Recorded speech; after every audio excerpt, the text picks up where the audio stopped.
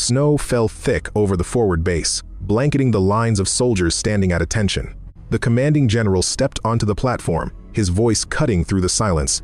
"I need the best sniper in this army. Someone who can change the course of this battle." Hundreds of elite soldiers remained silent. Then, a woman stepped forward from the back of the formation. No gleaming metals, no warrior's glare, just a terrifying stillness. The general froze. He realized he'd just called out a legend he'd never been prepared to face. The wind screamed across forward operating base Sentinel like a living thing.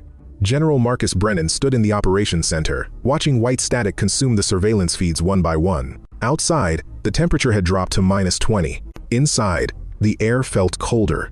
"Sir, another casualty report from 3rd Battalion." Lieutenant Hayes handed him the tablet, her fingers trembling. "Not from cold." Brennan scanned the numbers. 12 more soldiers down. Not from artillery, not from direct assault, from a single enemy sniper position on Hill 447, 3 kilometers north. For 6 days, that position had turned the ridgeline into a killing field. The tactical map glowed red.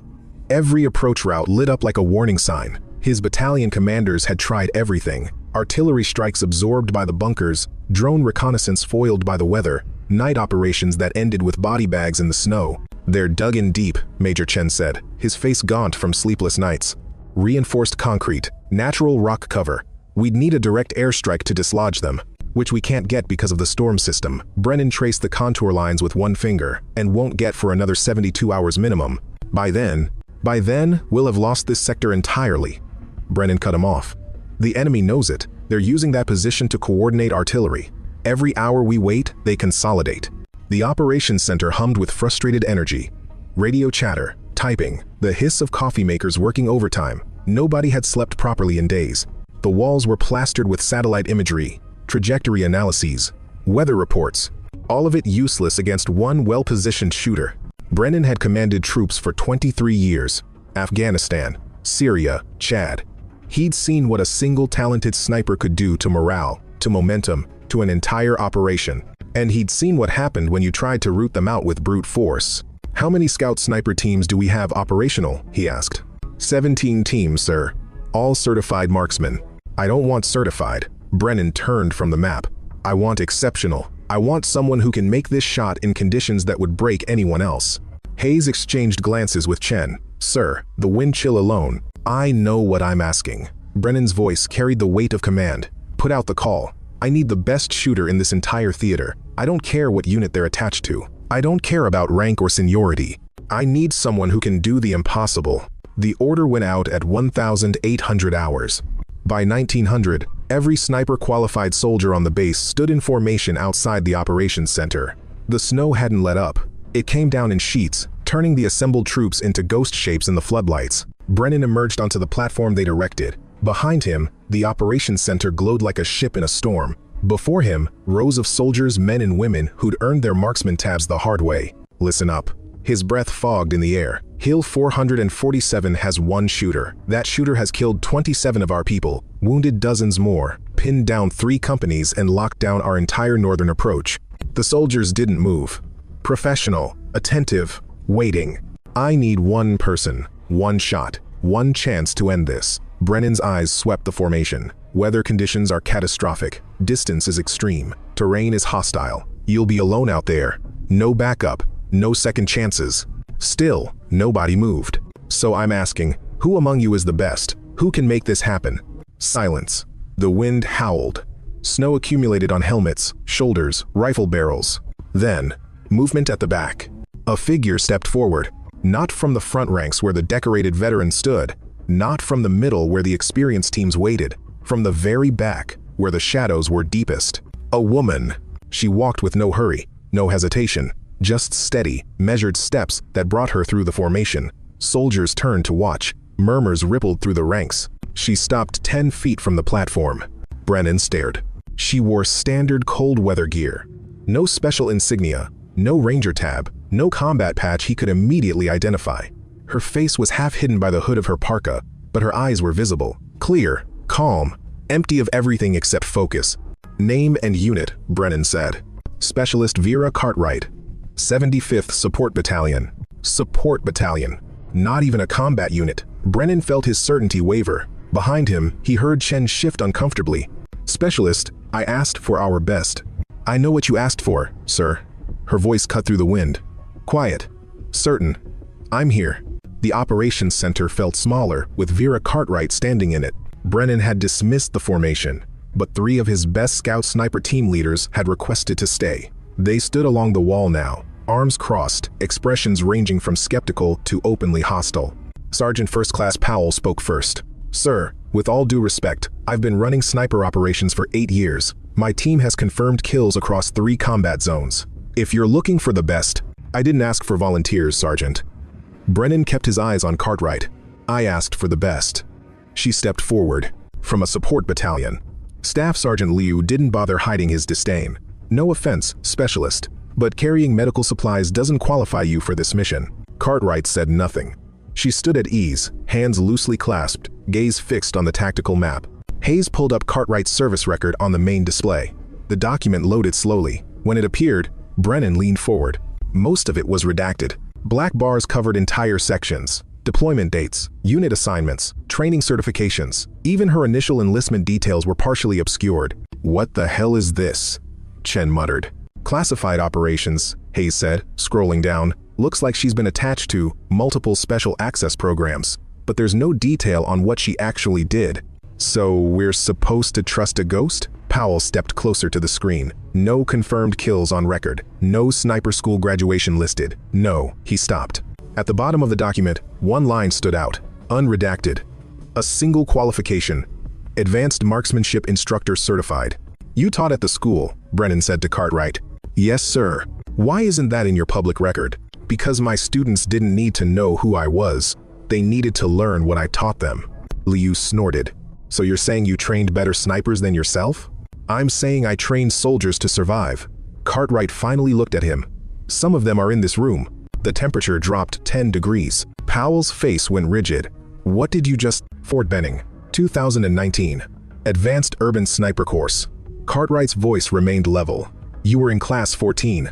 I ran your final qualification exercise." Powell opened his mouth, closed it. His expression shifted from anger to something closer to recognition. "The instructor who failed half the class," he said slowly. "The instructor who kept half the class alive when they deployed." Cartwright turned back to Brennan. "Sir, if you want credentials, I don't have them on paper. If you want someone who can make this shot, I'm the only one in this room who's already made harder ones." "Prove it," Liu challenged. Cartwright didn't move. Check Hill 447 satellite history. 3 months ago, before this offensive started, there was an enemy artillery spotter in that exact position. He was calling in fire that would have destroyed our staging area. Hayes typed rapidly. Pulled up. Archived intel reports. Her eyes widened. Artillery spotter neutralized. September 17th. Extreme range shot, estimated 2,100 meters. Wind speed 25 knots. Shooter unidentified, mission classified. She looked up. "That was you?" "That was preparation," Cartwright said. "I've been watching that hill for months. I know every rock, every shadow, every wind pattern. When they moved a new sniper into that position last week, I knew this request was coming." The room went silent, except for the hum of electronics and the howl of wind outside. Brennan studied her, really studied her. No bravado, no showmanship, just absolute, unshakable certainty. The kind that came from doing impossible things so many times they stopped being impossible. "Why the support battalion cover?" he asked. "Because the moment people know what you can do, they either fear you or they use you until you break." Cartwright met his gaze. "I prefer to choose my moments. And this is one of them. This is the one that matters." She pointed to the tactical map. "That position controls everything. Take it out. You break their observation network. You open the northern approach. You save lives." She paused. "You asked for the best. I'm not here to prove I'm the best. I'm here to end this." Brennan looked at Powell. The veteran sniper's jaw was tight, but he gave a single nod. "I remember that course," Powell said quietly. "I remember thinking the instructor was trying to kill us, making us shoot in conditions nobody could work in, forcing us to hold positions until we thought we'd lose our minds." He looked at Cartwright. "Then I deployed, and every situation she'd prepared us for happened. Every impossible shot we'd practiced became routine. She didn't fail half the class. She saved the half that were actually ready." Liu remained skeptical. "One shot 3 months ago doesn't mean." "It wasn't one shot." Hayes was scrolling through more redacted files, connecting fragments. "Look at these timestamps. Damascus, 2020. Kandahar, 2018. Mogadishu, 2027. Every major operation we ran in those theaters. There's a gap in the records. A moment where enemy command structure collapsed, where critical targets were eliminated with no explanation. She turned to Cartwright. You've been doing this for years. Why hide it? Because the moment someone becomes a symbol, they stop being effective. Cartwright's expression didn't change. Heroes get awards, ghosts get results. Brennan made his decision. Get her briefed, he said to Chen. Full tactical package, weather data, enemy patterns, everything we have. Sir Liu started. That's an order. Brennan's voice carried finality. Specialist Cartwright, you have 12 hours to prepare. Mission launches at 0600. Cartwright saluted. Precise. Economical. Yes, sir. As she turned to leave, Powell called out, Cartwright. She paused. Make it count. Always do, Sergeant. The door closed behind her, and Brennan was left staring at the map, at the red icon marking Hill 447, wondering if he just made the best decision of his career, or the worst. Outside, the snow kept falling. The wind had teeth. Vera Cartwright sat in the equipment bay, methodically checking her gear while the storm raged beyond the walls. Around her, other soldiers prepped for various operations, none of them as isolated, as final, as hers. She didn't mind the solitude. She'd earned it. The memories came anyway, slipping through her focus like the cold through poorly sealed walls. Fort Benning, 8 years ago. Before the redactions, before the ghost, she'd arrived at basic sniper course as one of 3 women in a class of 40. The instructors had been professional, demanding, merciless, exactly as they should be. The students had been less accommodating. You here to prove a point? One had asked during the first week. I'm here to learn, she'd answered. Wrong answer. You're here to quit. She hadn't quit. While others struggled with the fundamentals, breath control, trigger discipline, range estimation, Vera absorbed everything with a hunger that surprised even her, not because she enjoyed killing, because she understood, with crystalline clarity, that precision saved lives. A bullet placed exactly right ended threats cleanly, prevented firefights, stopped ambushes before they started. Sloppiness killed everyone. By week 4, she was outscoring 90% of the class. By week 8, she was outscoring the instructors during qualification exercises. By week 12, she'd stopped celebrating her success because the hostile stares had become dangerous. Cartwright, Chief Warrant Officer Daniels had pulled her aside after her final test. You're the best natural shooter I've seen in 20 years. Thank you, sir. That's not a compliment, that's a warning. He'd handed her a folder. You can graduate with this class, get assigned to a regular sniper team, and spend your career doing good work. Or, the folder contained a single page, a program designation she'd never heard of, selection criteria that read like fiction. What is this? She'd asked. People who need things done that can't be officially acknowledged. Targets that don't exist on paper. Operations that never happened. Daniels had studied her carefully. You'd disappear. No records. No recognition. No chance at command. Just mission after mission in places that would break most people. Why me? Because you don't care about the glory. You care about the shot. He'd tapped the folder. This program needs people who can make impossible shots in impossible conditions. And who won't need therapy or medals afterward. You interested? She'd said yes. That was the last time anyone had called her by name in a public record. The training had been everything Daniels promised, and worse. They'd dropped her in the Arctic with a rifle, and 3 days to navigate to an extraction point while evading hunter teams. They'd made her hold position in a flooded tunnel for 18 hours while sewage rose around her, waiting for a target to appear in a 3-second window. They'd taught her to shoot from helicopters, from moving boats, from positions where any sane person would declare the shot impossible. She'd made every shot. The instructors, nameless, rotating, never the same twice, had shown no emotion, no praise, just the next mission, the next impossible ask. Why doesn't anyone quit? She'd asked once, during a rare moment of conversation with another trainee. Because we already did, the woman had answered. We quit being normal. Now this is all we have. Vera had understood. She'd quit being the girl who wanted recognition, who needed validation. She became the shot, the breath between heartbeats, the stillness before the trigger broke. The missions blurred together.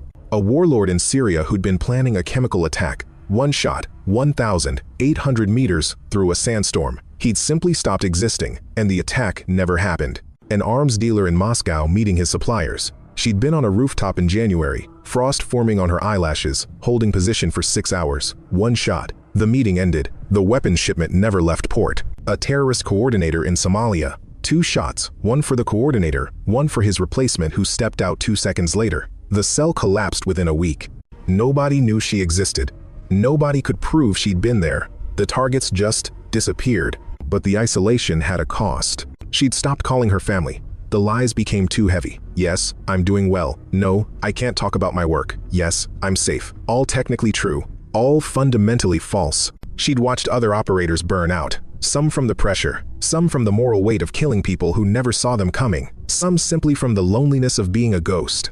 Vera had survived by embracing what she was. Not a hero, not a villain, a tool. Precision made human. She didn't judge the targets, didn't question the orders, just calculated wind, distance, drop, and made the world a specific amount safer with each trigger pull. Then came the assignment that changed everything. 18 months ago, a forward operating base in hostile territory. Intelligence indicated an enemy commander meeting with insurgent leaders. High-value target, time-sensitive. They'd sent her in alone. She'd set up on a ridge 2 kilometers out, in snow almost identical to tonight's, temperature dropping, wind gusting, the kind of conditions that made even experienced shooters pack up and wait for better weather. Vera had waited anyway. 3 days, rationing water, eating snow, not moving except to adjust her position by centimeters. The meeting happened. She'd identified the commander, calculated the shot, adjusted for wind, for the thermal layer, for the fact that her hands were shaking from cold. First shot, center mass, the commander dropped. Second shot, the insurgent leader standing beside him. Third shot, the guard reaching for a radio. Then she'd heard it, a child crying. The building had been a school. The insurgents had chosen it deliberately, using children as shields. Her intelligence had been incomplete. The child wasn't hurt. The bullets had gone exactly where she'd aimed them. But in the chaos of the aftermath, in the screaming and running, a dozen children had witnessed 3 men die with no visible shooter. The nightmares had started that night. Not of the targets, of the children's faces.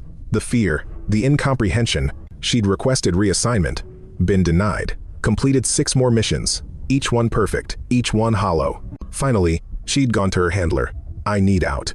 You can't leave the program, you know too much. Then bury me somewhere I can't do harm. They'd buried her in the 75th Support Battalion. Officially, she delivered supplies. Unofficially, she watched, waited, prepared for the moment when her particular skills would be absolutely necessary. Tonight was that moment. Vera finished checking her rifle, a custom 338 Lapua Magnum, built to her exact specifications, scope calibrated, barrel pristine, every component tested and retested. The door to the equipment bay opened. Lieutenant Hayes entered, carrying a tablet. Final briefing, Hayes said. Weather's getting worse. Command wants to delay. No. Vera didn't look up. The weather's perfect. Perfect? Visibility is nearly 0. Wind speed. Will mask my position. Scatter sound. Prevent drones from tracking my approach. Vera loaded magazines with precise movements. The enemy thinks they're safe in this storm. That's when you take the shot. Hayes watched her work. Powell told me about the course you ran. He said you broke more people than you graduated. I graduated everyone who could survive what was coming. Is that what tonight is? Survival?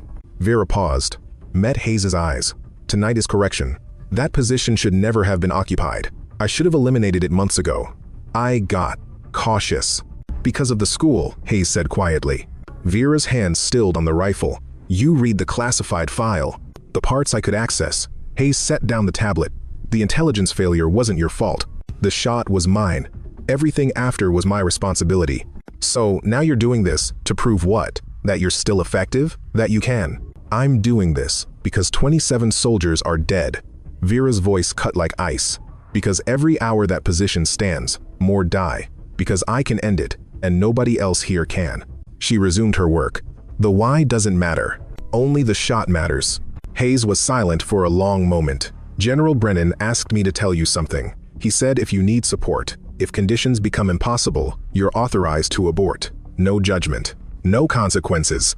Vera stood, slinging the rifle over her shoulder. Tell the general, I appreciate the concern, but I'm not aborting. I'm finishing what I should have finished 3 months ago. And if you don't come back, then find someone else who can make impossible shots. Vera headed for the door. But that's not happening tonight. As she stepped into the storm, Hayes called after her, Cartwright, what do I tell them if this goes wrong? Vera paused in the doorway, snow already accumulating on her shoulders. Tell them the ghost was real. The door closed. The equipment bay fell silent, except for the wind's howl. On the tablet, Hayes pulled up the satellite footage of Hill 447. The enemy position glowed red in thermal imaging. Impregnable, deadly, waiting. She wondered if Brennan truly understood what he'd unleashed. Outside, Vera Cartwright disappeared into the white. The tactical briefing room felt like a tomb. General Brennan stood before the topographic map, a three-dimensional rendering of Hill 447 that made the challenge sickeningly clear. Major Chen, Lieutenant Hayes, and Sergeant Powell occupied the cramped space with him. Between them, on the steel table, lay the mission parameters that would send Vera Cartwright into the storm alone. "Walk me through it again," Brennan said. Not because he didn't understand, because he needed to hear it aloud, needed to confront what he was asking one soldier to do. Chen activated the terrain analysis. Hill 447 materialized in holographic relief, every contour rendered in merciless detail. Target position is here. Chen highlighted a cluster of rocks near the summit. Natural granite outcrop, reinforced with concrete. 3 meters of overhead cover. Sightlines covering our entire northern approach and most of the valley floor. Drone footage? Brennan asked. Worthless in this weather.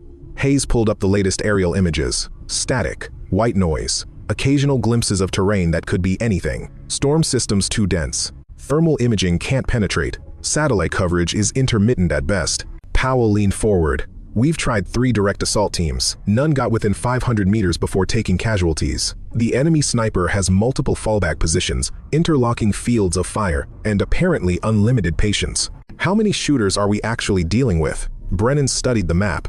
Minimum 1, maximum 3. Chen cycled through ballistic reports. Kill shots came from slightly different angles, but that could be one shooter repositioning. What's consistent is the skill level. Every shot has been precise, calculated, professional. So we're sending Cartwright against someone as good as she is.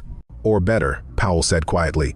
This sniper's been operating for 6 days without making a single mistake. No pattern we can exploit, no timing we can predict, just perfect discipline.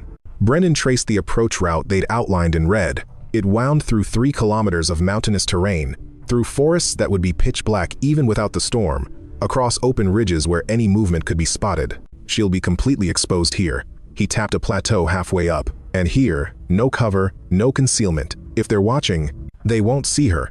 Powell's voice carried certainty. I've seen Cartwright move. She doesn't walk through terrain, she becomes part of it. If anyone can make this approach undetected, it's her. That's a lot of faith in someone whose record is mostly redacted, Chen said. I know. Powell met Brennan's eyes. But I've also seen what happens when we send good soldiers against impossible odds with inadequate preparation.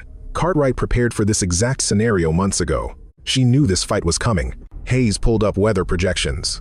Conditions will deteriorate through the night. Temperature dropping to -30.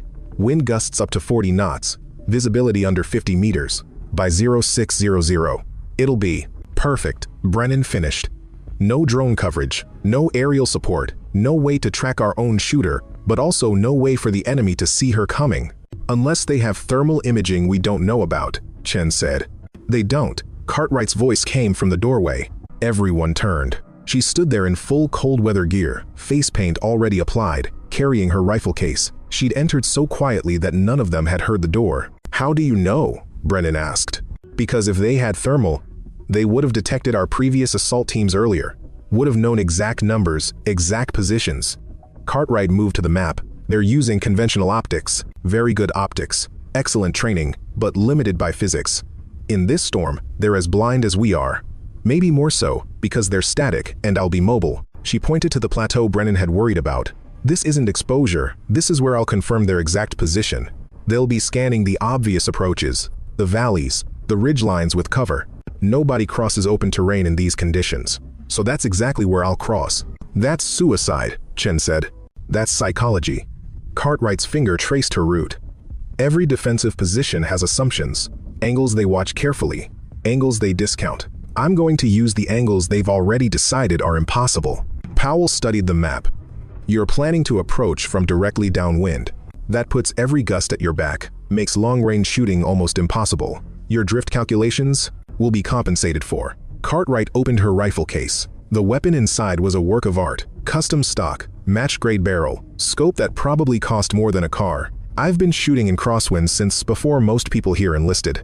I don't fight the wind, I use it. Brennan watched her assemble the rifle with practiced efficiency. Each movement precise, no wasted motion. What's your shot distance going to be? Ideally, 1,200 meters. Close enough for accuracy in these conditions, far enough that they won't hear the report before the bullet arrives. And if you can't get that close, then I take the shot from wherever I am when the window opens. Cartwright locked the scope into place. This isn't about optimal conditions, General. It's about making the shot that ends this. Hayes pulled up the timeline. You'll have approximately 4 hours of darkness to get into position. Enemy patterns suggest they rotate watch every 2 hours. Your window is when they're changing positions, 30 seconds of potential distraction. I'll take 20. Cartwright loaded her magazines. Subsonic ammunition for the approach, match grade for the kill shot. The rest is insurance. What about extraction? Chen asked. Once you fire, that position becomes target 0. Every enemy asset in the area will converge. I'll be gone before they know where to look. Cartwright shouldered the rifle. General, I need one thing from you. Name it. When I make this shot, you advance immediately. Don't wait for confirmation. Don't verify the kill. The moment you see that position go dark, you push every available unit through that northern approach. Because you'll have exactly 1 hour before they reposition someone else. Brennan felt the weight of command settle heavier. She wasn't just asking him to trust her shooting. She was asking him to gamble an entire offensive on her word. What if you miss? He asked. What if conditions make the shot impossible? What if? I won't miss. Cartwright's eyes held no doubt, no fear, just absolute certainty. I've made harder shots in worse conditions. The only difference tonight is you'll actually know I was there. She moved to the door. Cartwright, Brennan called. Why did you really step forward? Truth. She paused. For the first time, something like emotion crossed her face. Regret. Determination. Something too complex to name. Because I've spent years being invisible, making shots nobody knew about, saving lives that never knew they needed saving. She looked back at him. But those soldiers out there, the ones dying because of that position, they're not abstractions. They're not classified missions. They're people who deserve better than slowly bleeding out in the snow while we wait for perfect conditions that'll never come. You feel responsible. I am responsible. I had the shot 3 months ago. I took it, but I should have held position, should have made sure no one replaced that spotter. I let operational security override tactical necessity. Her jaw tightened. That's my failure. Tonight, I corrected. This isn't penance, Brennan said. This is a tactical operation. It's both. Cartwright opened the door. Wind howled into the briefing room, carrying snow and cold, and that's why it'll work. She stepped into the storm. Powell watched her disappear into the white. She's either the bravest person I've ever met or the most broken. Maybe both, Hayes said quietly. Brennan stared at the map, at the red icon marking Hill 447, at the route Cartwright would take through terrain that would kill most people before they made it halfway. Get our units ready, he ordered. The moment that position goes dark, we move, no hesitation. Sir, if she fails, she won't. Brennan surprised himself with his certainty. I've commanded soldiers for 2 decades. I know the difference between confidence and competence. Cartwright isn't confident. She's simply better than anyone else at what she does. And what if better isn't enough tonight? Brennan didn't have an answer. He just kept staring at the map, at the route marked in red, wondering if he'd just sent the best soldier he'd never heard of to her death. Outside, the storm intensified. The mission clock started counting down. 0600 hours approached like an execution. The world ended at 50 meters. Vera moved through the forest like a whisper through fog. Each step calculated, each breath controlled. The storm had transformed the landscape into a monochrome nightmare: trees reduced to shadows, terrain to suggestion, distance to guesswork. Perfect. She'd left the base at 0200 hours. 4 hours to cover 3 kilometers that would take a normal patrol maybe 90 minutes. But normal patrols weren't trying to become invisible. Normal patrols didn't understand that speed meant noise meant death. Her rifle hung across her back, wrapped in white fabric that matched the snow. Her face paint white, gray, black in irregular patterns broke up the human outline that even darkness couldn't hide. She'd removed anything that could reflect light, make sound, or create a heat signature larger than absolutely necessary. The temperature had dropped to -28. Vera barely felt it. Cold was psychological. You either accepted it and functioned, or you fought it and froze. She'd stopped accepting things like comfort years ago. The terrain rose steadily, first through the forest, where massive pines created a canopy that blocked even the minimal ambient light. She navigated by memory and touch, counting steps, reading the slope through her boots, using the wind direction to maintain bearing. No GPS. Electronic emissions were suicide this close to an enemy position. No night vision.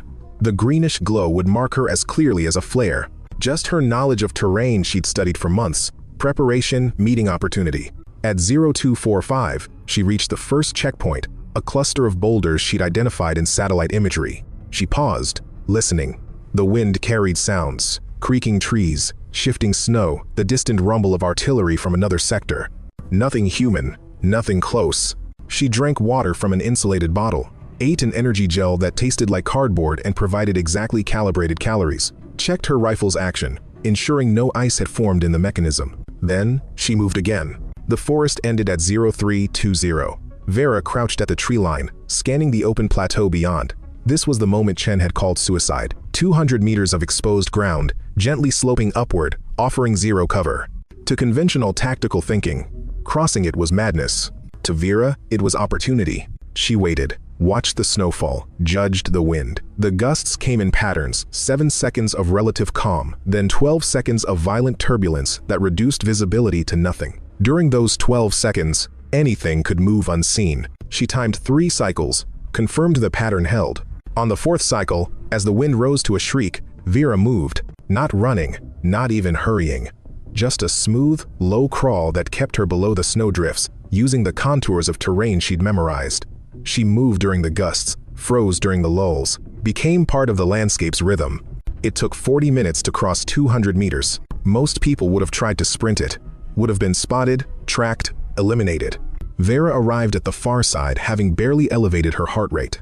The terrain steepened. She was on the lower slopes of Hill 447 now, entering the kill zone proper. Every meter forward increased the risk. Somewhere above, in the darkness and storm, an enemy sniper watched, waited, patient as death itself. Vera understood that patience, had lived it, was counting on it. Patient defenders developed patterns. Scan left, scan right, scan center, repeat. Efficient, professional, but also predictable to someone who thought like them. She found her hide at 0425, a depression behind a rock formation that offered overhead cover and a sightline toward the summit. Not perfect, but war never provided perfect. Vera settled into position, arranged her rifle, cleared snow from her scope, then went utterly still. This was the other side of sniping that nobody understood. Not the shooting, the waiting. The ability to lie motionless in hostile conditions, hour after hour, while your body screamed for movement and your mind invented reasons to quit. She'd once held position for 63 hours. No food, minimal water. Not moving except to adjust her aim by millimeters. When the shot finally came, she'd taken it and collapsed immediately after, muscles locked from disuse. 4 hours was nothing.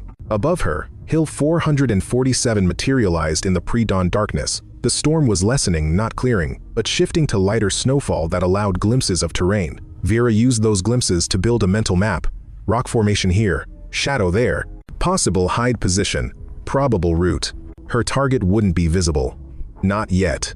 They'd be undercover, behind reinforcement, using optics to scan the valley below. She needed them to move. At 0510, the first hint of dawn touched the eastern horizon. Not light, just a subtle lessening of absolute darkness, enough to change the game.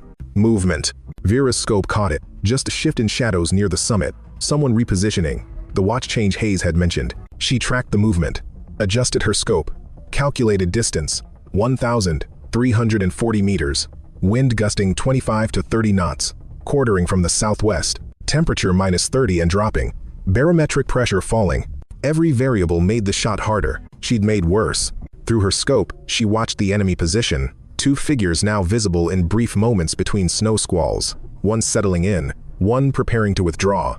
Standard rotation. Professional. Disciplined. Vulnerable. The departing figure stood fully upright for perhaps 3 seconds, silhouetted against lighter snow. Vera saw the rifle, saw the posture of someone who'd been still too long, saw the stretch so human, so normal that marked transition between shifts. Her finger touched the trigger. Not yet. The figure moved behind cover, vanished. The replacement settled into position, scanning the valley with methodical precision.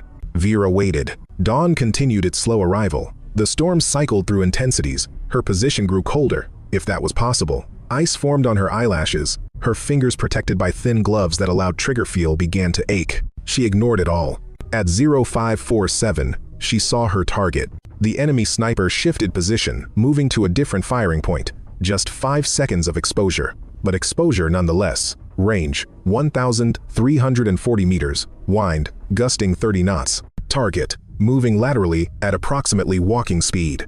Most shooters would have let it pass. Too many variables, too much risk.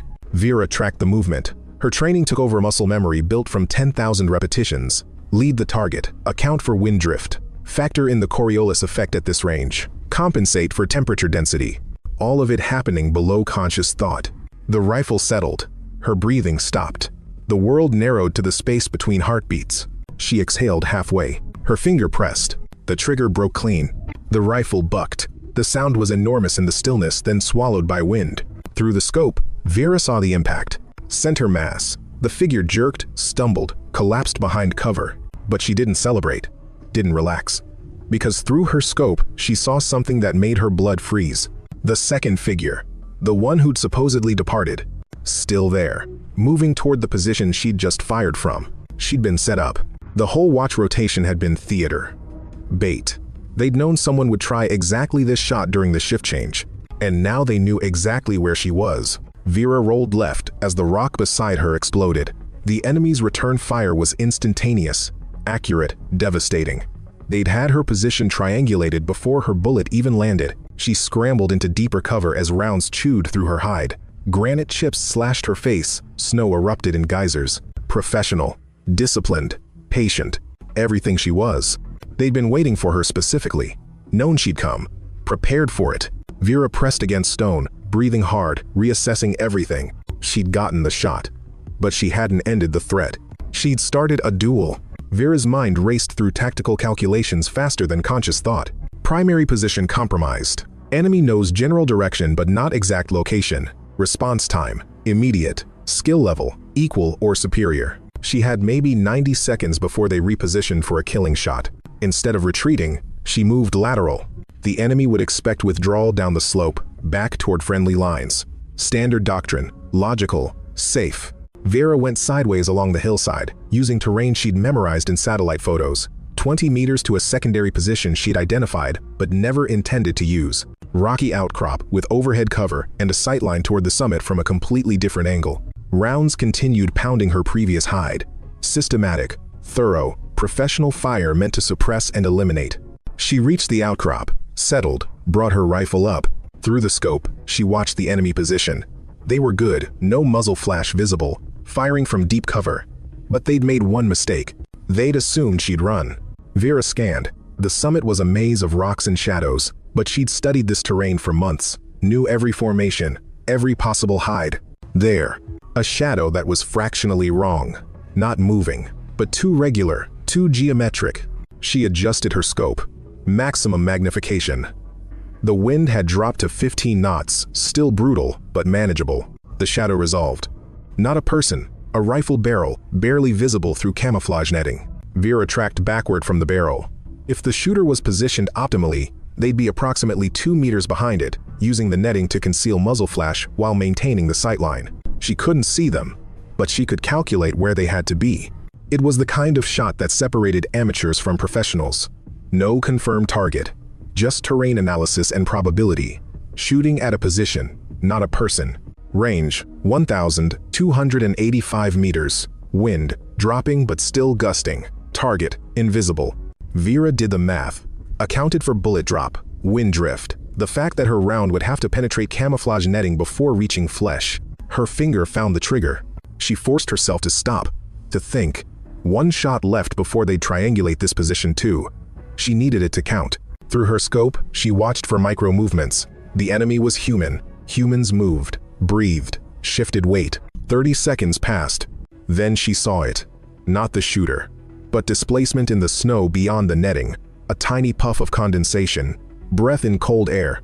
The shooter had exhaled, which meant they were approximately here. Vera adjusted her aim 6 inches left of where she'd initially targeted. Breathed out, found the stillness between heartbeats. Pressed. The rifle spoke. Through the scope, she saw the netting twitch, saw the rifle barrel cant sideways, saw the shadow behind it jerk violently. Then nothing. No movement, no return fire. She'd hit something.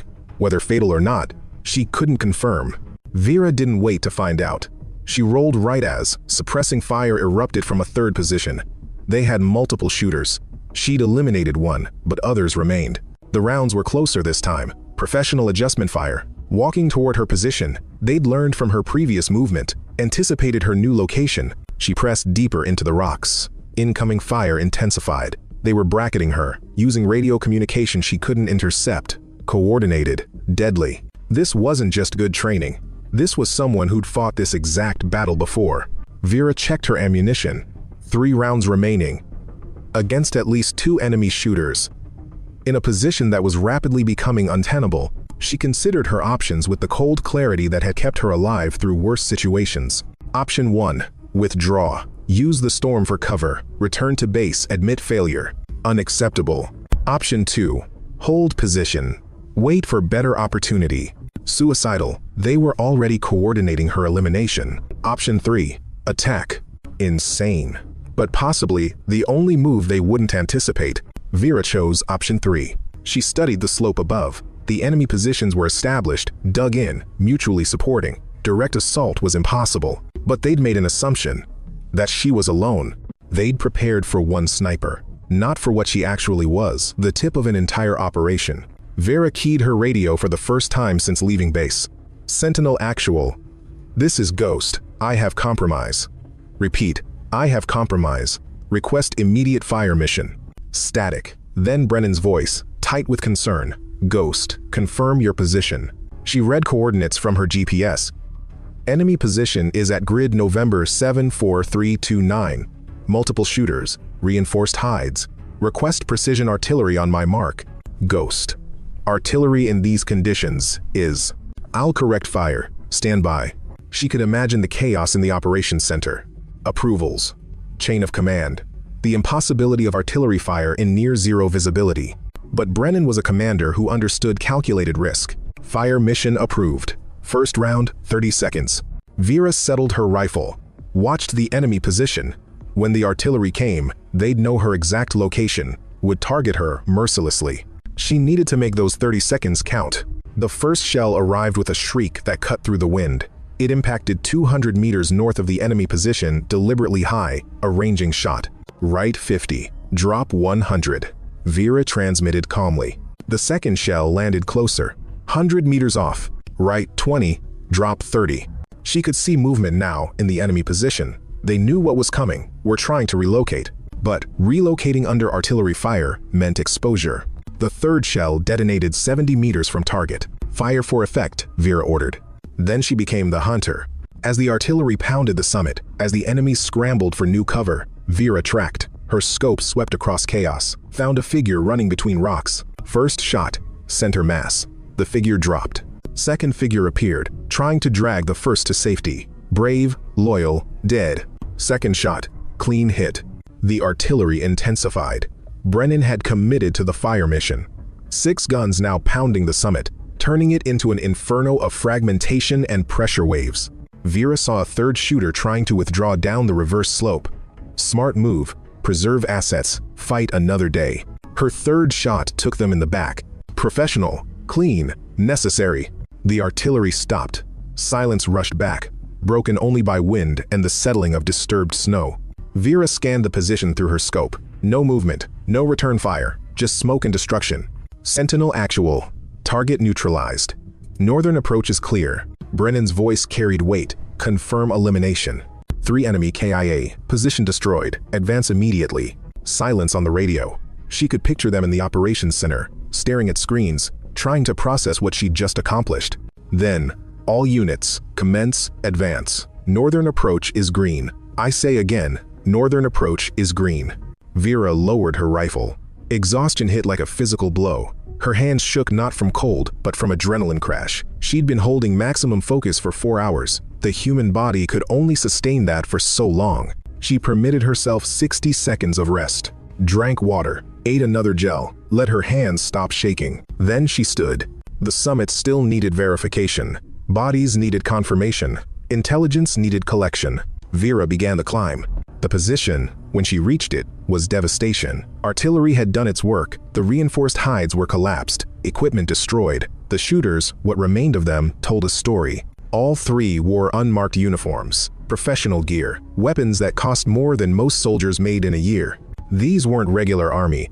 These were specialists, hunters sent to kill hunters, and they'd nearly succeeded. Vera photographed the scene, collected weapon serial numbers, downloaded what data she could from a cracked laptop that had somehow survived. Then she looked north, toward the valley their position had controlled. Already, she could see friendly forces moving, infantry advancing through terrain that had been a death trap 6 minutes ago, armor following. The entire northern offensive unlocking because one position had fallen. 27 soldiers dead. How many lives saved by removing this position? The math should have been simple, should have felt like victory. It just felt cold. Vera keyed her radio. Sentinel actual. Position secured. Verification complete. 3 enemy Kia. Equipment destroyed. Northern approach confirmed clear. Outstanding work. Ghost. Stand by for extraction. Negative on extraction. I'm walking out. Ghost. You're exhausted. Conditions are hostile. We can have a bird to your position. I said I'm walking out. Her voice carried finality. Ghost out. She shouldered her rifle and started down the slope. Behind her, Hill 447 burned. Below her, an army advanced. And Vera Cartwright walked alone through the snow, exactly as she always had. The northern offensive moved like water, finding gaps in stone. General Brennan stood in the operations center, watching the tactical display transform from red to blue as units reported positions secured. The advance that had been stalled for 6 days was now proceeding faster than his most optimistic projections. All because one position had fallen. All because of one woman who'd walked into a storm and eliminated an enemy that had seemed untouchable.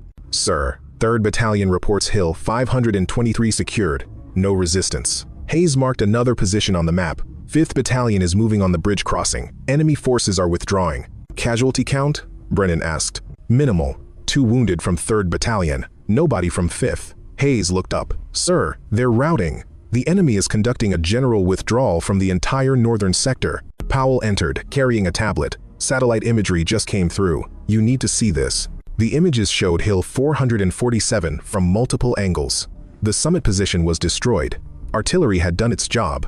But what caught Brennan's attention was the approach route. Tracks in the snow, a single set leading from the tree line to the summit, then back down. She walked the entire route, Powell said quietly. 3 kilometers up, then back down after completing the mission. No extraction, no support, just her. Chen pointed to a cluster of images. These are from the enemy position. Look at the spacing of the bodies. 3 separate locations. Each body positioned where they'd have optimal fields of fire, mutual support, overlapping coverage. She eliminated a coordinated team, Chen continued. Not one sniper, 3, operating in concert. And she did it while under direct fire, in conditions that should have made precision shooting impossible. Brennan studied the images. The tactical execution was flawless. But something bothered him. Where is she now? Last radio contact was 90 minutes ago, Hayes said. She declined extraction. Said she was walking out. In these conditions, she must be. Arriving at the base perimeter, Hayes finished, pointing to a security feed. The monitor showed the south gate. Through the snow, a figure approached, moving slowly, heavily burdened with equipment, but upright, walking under her own power. Vera Cartwright. Brennan headed for the door. Get medical to the gate. I don't care what she says, full evaluation. He reached the perimeter as Cartwright cleared security. She looked like something from a nightmare face paint streaked with dirt and blood, gear encrusted with ice, eyes hollow with exhaustion. But she walked steady, alert, professional. Specialist Cartwright, Brennan began. Mission complete, sir, she saluted. The movement was precise, despite obvious fatigue. Hill 447 neutralized. Enemy casualties confirmed. Intelligence materials collected. She handed him a small drive. Everything's here. Medical. Can wait. She met his eyes. I need to debrief while details are fresh. After that, I'll submit to whatever medical evaluation you require.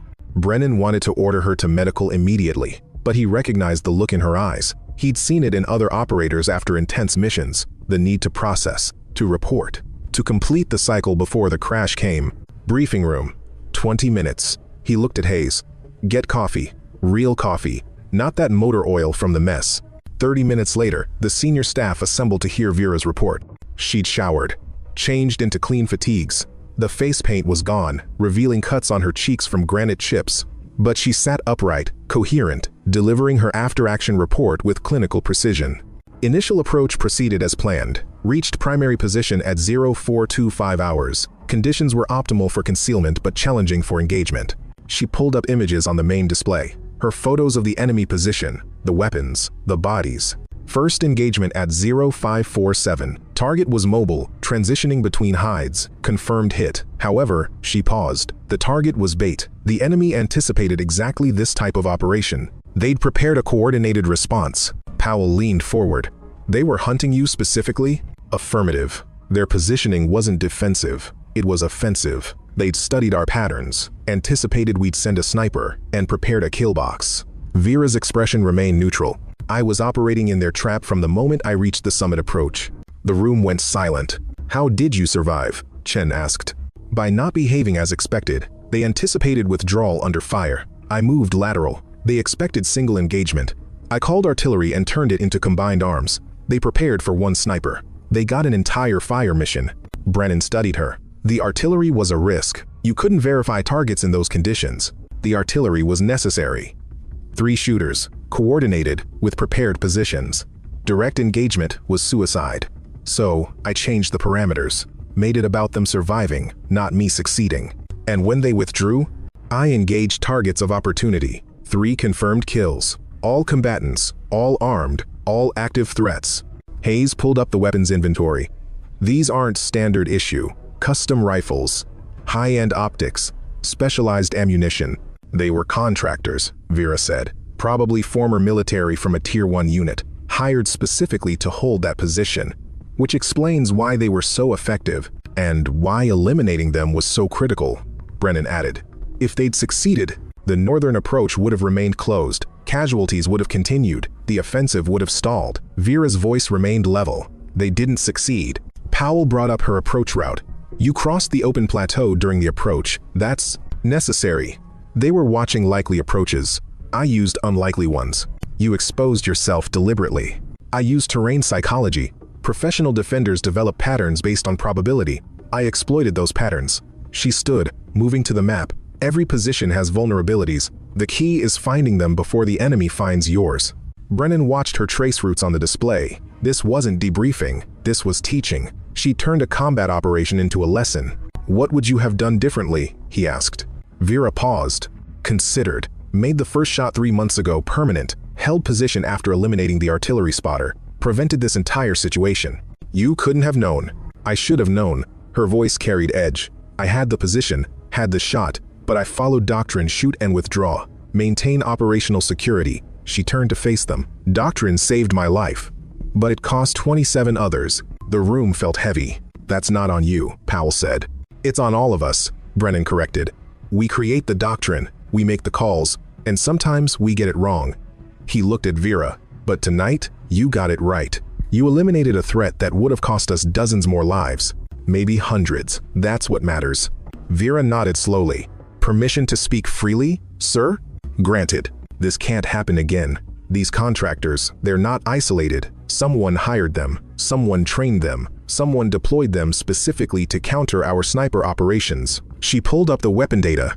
This level of sophistication suggests a larger program. Other positions, other threats.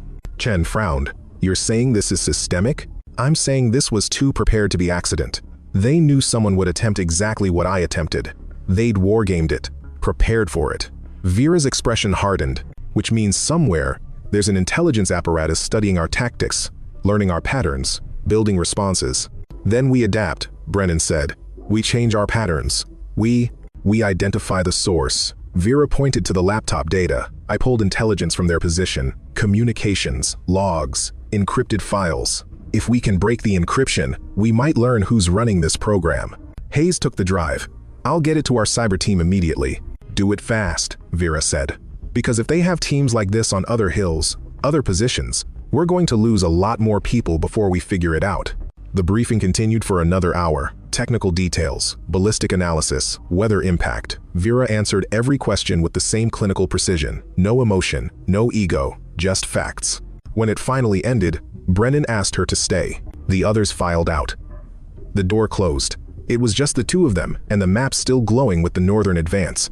That was remarkable work, Brennan said. That was necessary work. Stop deflecting the compliment. Brennan studied her. I've commanded a lot of soldiers. I've seen a lot of exceptional people. But what you did tonight, that wasn't just skill. That was something else. Vera said nothing. Why do you hide it? Brennan asked. Why bury yourself in support battalions? Why operate in shadows? Because the moment I step into the light, I stop being effective. Vera's voice was quiet. Recognition changes people. Awards, promotions, media attention. All of it turns you from a tool into a symbol, and symbols can't do the work that needs doing. You sound like you've thought about this a lot. I've lived it. She looked at the map. Every operator I've known who became famous, they either burned out or got killed. The pressure to maintain the legend becomes more important than the mission. They start taking risks to preserve their reputation, start believing their own mythology. And you don't? I know exactly what I am. Vera turned to him. I'm a person who can make very difficult shots in very difficult conditions. That's useful, but it's not heroic. It's just math and discipline and willingness to do what others won't. Brennan was quiet for a moment. The soldiers whose lives you saved tonight, they disagree. They don't know I saved them. That's the point. Vera moved toward the door. I need to get to medical. Then I need about 12 hours of sleep. After that, I'll return to my unit. Your support battalion, where I belong. What if I said, you belong here? In combat operations, training others, building programs. Vera paused with her hand on the door. Then I'd respectfully decline. Because the moment I start building programs, I stop executing missions. And there are people who can build programs. There aren't many who can make the shots. That's a lonely way to operate. Lonely keeps you sharp. She opened the door. With respect, General, don't make me into something I'm not. Tonight was a job. I did it. Now I'll go back to waiting for the next one. She left. Brennan stood alone in the briefing room, staring at the map, at the blue markers spreading across terrain that had been red just hours ago. One woman, one mission, one impossible shot that changed everything. And she wanted nothing more than to disappear back into obscurity. He wondered if that made her the wisest person he'd ever met, or the most damaged. Probably both. The operations center buzzed with controlled energy. The northern offensive had exceeded all projections. Enemy forces were in full retreat. Forward units were reporting positions secured with minimal resistance. The breakthrough everyone had hoped for was happening. But General Marcus Brennan stood silent, watching not the tactical displays but the medical bay monitor. Vera Cartwright sat on an examination table while a field medic checked her vital signs. Even from this distance, through the grainy security feed, Brennan could see the toll. She'd lost weight she couldn't afford to lose. Her hands trembled slightly despite her attempts to control them. Dark circles under her eyes spoke of exhaustion that went deeper than one sleepless night. Sir, enemy commander is requesting terms, Hayes reported. They want to negotiate withdrawal from the entire northern sector.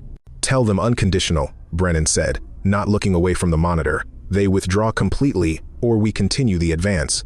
Yes, sir. Powell entered with updated casualty reports. Final count from the northern push. 4 wounded, none critical. 0 KIA. Enemy casualties estimated at 40+, with most occurring during their withdrawal. Property damage? Minimal. Most infrastructure intact. Local civilians reporting safety. Powell set down the tablet. Sir, this is the cleanest operation we've run in 18 months. All because we should have eliminated that position 3 months ago.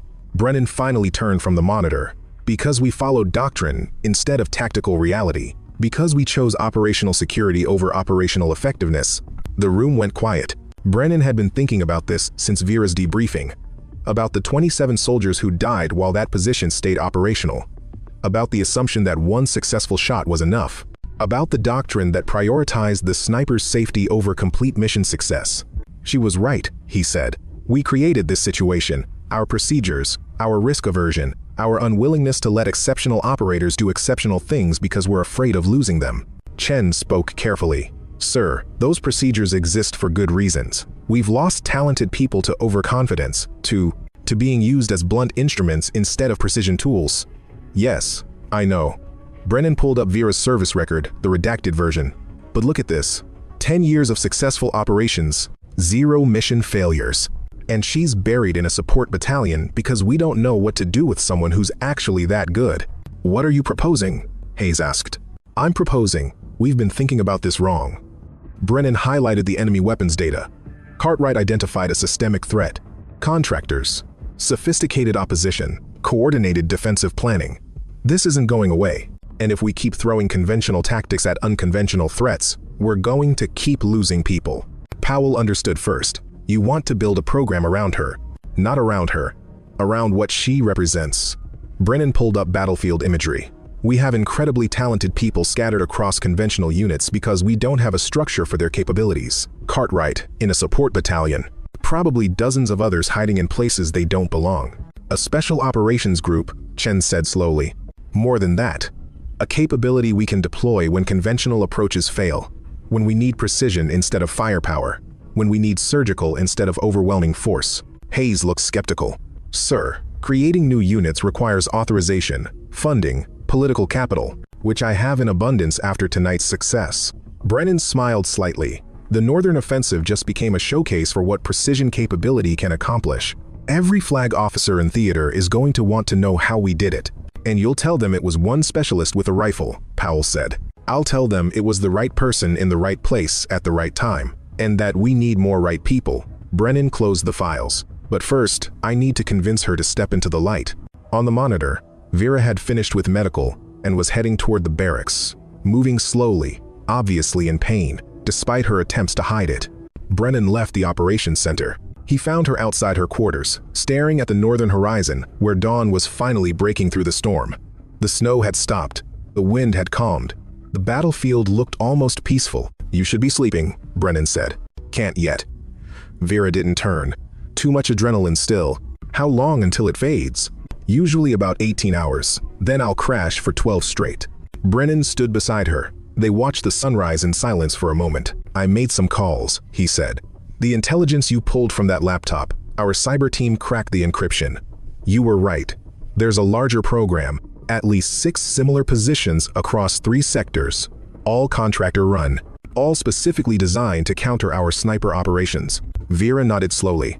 They're learning from us, which means we need to learn from them, adapt, build new approaches. Brennan paused. I want to create a unit for that, for people who can operate at your level, and I want you to lead it. You haven't heard the full. I don't need to. Vera turned to face him. General, I appreciate what you're trying to do, but I'm not a leader. I'm not a trainer. I'm not someone who builds organizations. You trained half the snipers in this army. I taught skills. That's different from leadership. Is it? Brennan challenged. You identified a threat before anyone else saw it. You developed a solution no one else could execute. You risked your life to protect people you'll never meet. That sounds like leadership to me. Vera shook her head. It sounds like doing my job, which I can keep doing from where I am. Until the next mission, and the next, until eventually the odds catch up. Brennan's voice hardened slightly. I've been doing this long enough to know what happens to lone operators. They burn out, or they die. Usually, both. Then I burn out or die doing what I'm good at. Instead of building something that might save dozens of others from the same fate, Brennan stepped closer. Cartwright, I'm not asking you to become a bureaucrat. I'm asking you to create the capability you needed tonight. To build a team that can handle these impossible missions so no one has to walk into them alone. Vera was silent for a long moment. You're asking me to step out of the shadows. I'm asking you to bring others with you into the light. And if I can't, if I'm only effective as a ghost, then we'll have tried and failed, but we'll have tried. Brennan pulled out a tablet, showed her the decrypted intelligence, 6 positions, probably more we haven't found, all of them killing our people, all of them requiring exactly your skill set to eliminate. How many can you hit before you can't anymore? Vera studied the data, the positions, the patterns, the systematic approach to countering exactly what she did. This is bigger than one operator, she said quietly. Which is why I need you to build more than one operator. Brennan lowered the tablet. I'm not asking you to stop being who you are. I'm asking you to multiply it. To find others like you hidden in support battalions, buried in conventional units, and give them the structure to do what they do best. Structure is what I've been avoiding. Structure is what you've been missing. Brennan's voice softened. Cartwright, you're brilliant at what you do, but you're operating in isolation because the system doesn't know how to support you. Help me build a system that does. Vera looked back at the horizon. At the terrain she'd crossed in darkness. At the hills she'd taken alone. If I do this, she said slowly, I do it my way. No politics, no publicity, no making operators into symbols. Agreed. No compromising mission effectiveness for optics. Agreed. And if someone tells me to use people like blunt instruments when they should be precision tools, I walk. Brennan smiled. Agreed. Anything else? Yes. Vera turned to face him fully. That position on Hill 447, the one I eliminated 3 months ago. I want the after-action review. I want to know who decided one shot was enough. Who made the call to withdraw instead of secure? That was me, Brennan said quietly. I made that call. I prioritized your safety over complete mission success. Vera held his gaze. Then you understand why I don't trust structure. I understand why you shouldn't. But I'm asking you to help build better structure, to create doctrine that doesn't waste talent or lives. He extended his hand. What do you say? Vera looked at his hand. At the offer, at the future it represented. She'd spent 10 years being invisible, being the shot nobody knew was coming, building a legend nobody could prove existed. And it had cost 27 lives because the system wasn't designed for what she could do. I'll try, she said, taking his hand. But I'm not promising miracles. You already delivered one tonight. Brennan shook her hand firmly. The rest is just building on that foundation. As they stood there, the sun fully crested the horizon. The storm had passed. The battlefield stretched out below them, transformed by the night's operations. Somewhere in those valleys, soldiers advanced through terrain that had been deadly hours before, lived because one woman had made impossible shots in impossible conditions. And now she'd agreed to build something that might prevent others from facing those same impossibilities alone. Get some sleep, Brennan said. When you wake up, we'll start planning. Planning what? The future, he smiled. Of precision warfare, of surgical operations, of making sure the next time someone asks for our best sniper, we have more than one answer. Vera nodded slowly. One condition. Name it. When this unit is operational, we don't call them snipers. That word carries too much baggage, too many assumptions. What do we call them? Vera thought for a moment. Specialists, because that's what we are. Specialists in solving problems conventional forces can't. Specialists, Brennan repeated. I like it. Has a certain precision to it. They parted ways, Brennan back to the operations center and the work of consolidating victory. Vera to her quarters and the sleep she desperately needed. But as she lay down, staring at the ceiling, Vera wondered if she'd made the right choice. For 10 years, she'd been invisible, effective, safe in her obscurity. Now she was stepping into something that might expose everything she'd built, might turn her from a ghost into a target. But if it saved lives, if it created a structure that supported exceptional people instead of hiding them, maybe it was worth the risk. Her eyes closed. Outside, the dawn continued to spread, and on Hill 447, the position she'd taken stood silent, a monument to what one person could accomplish when nobody was watching. Tomorrow, people would start watching. She'd have to decide if that made her stronger or weaker. But tomorrow could wait. Tonight, she'd earned her rest. 6 months later, forward operating Base Sentinel looked different. The northern sector was fully secured. Infrastructure rebuilt. Civilian population returning to villages that had been abandoned during the fighting. The war hadn't ended. Wars rarely did cleanly, but this theater had stabilized in ways that seemed impossible half a year ago. General Brennan stood in a newly constructed training facility, watching through observation glass as a class of 12 soldiers worked through advanced marksmanship drills. The facility was unmarked, officially designated as a specialized combat training center. Unofficially, it was something entirely new. The Precision Operations Group. Inside the range, Vera Cartwright moved between shooters with quiet efficiency, correcting stance, adjusting breathing patterns, demonstrating techniques that conventional doctrine said were impossible. Her students, carefully selected from across the theater, absorbed everything with intense focus. How's she doing? Hayes asked, joining Brennan at the observation window. Better than I expected. Different than I expected. Brennan nodded toward the range. She's not teaching them to be like her. She's teaching them to be better than themselves. Hayes watched as Vera helped a young specialist diagnose why his shots were pulling left. Patient, methodical, no wasted words. The program's getting attention. Higher command wants briefings. Some senators are asking questions. Let them ask. Results speak louder than politics. Brennan pulled up a tablet showing recent operations. 4 high-value targets eliminated in the past 3 months. 0 civilian casualties. 0 friendly fire incidents. All missions completed by POG teams. The other contractors? 3 positions neutralized, 2 abandoned when they realized we'd adapted. Intelligence suggests the funding dried up. Apparently it's expensive to run counter-sniper programs when the snipers keep winning. Brennan smiled slightly. Cartwright was right. Building the capability was more effective than trying to hide it. They watched as Vera called a halt to the drill, gathered her students, began a debrief that focused not on what they'd done wrong, but on what they could do better. She's still not comfortable with recognition, Hayes observed. Still turns down every interview request. Still refuses medals. But she accepted responsibility. Brennan pointed to the class. Those 12 soldiers exist because she decided teaching was worth the exposure. That's growth. The door to the observation room opened. Vera entered, looking tired but satisfied. Class is done for today. 3 of them are ready for field certification. 2 need more work. The rest are progressing. Any issues? Brennan asked. Nothing major. 1 shooter's developing a flinch. I'll work with them individually tomorrow. Vera pulled off her shooting gloves. I heard higher command wants briefings. They do.